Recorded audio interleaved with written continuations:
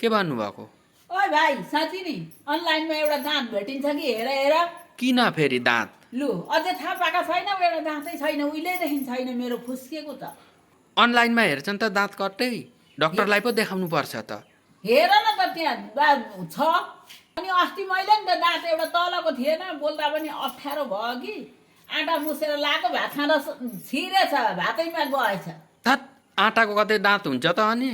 अब डक्टरलाई देखाएर जोखाएर लगाउनु पर्छ नि त दाँत, कहाँ अनलाइनमा पाइन्छ त अनि?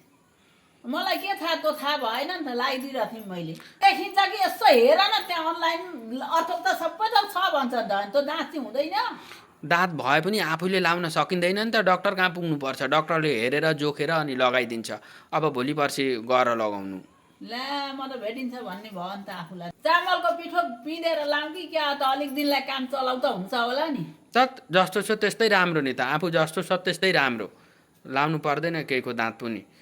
म त नि आँटैको अडिन्छ होला भनेर मजाको आँखा आउँछ भनेर ट्याप्प लगाइरहेको थिएँ। भोलिपल्ट त हेर्छु त यसो, होइन म त दाँत त छैन, भात खाँदा गएछ। भोलि पर्सि डक्टर कहाँमा गएर अनि लगाउनु पर्छ।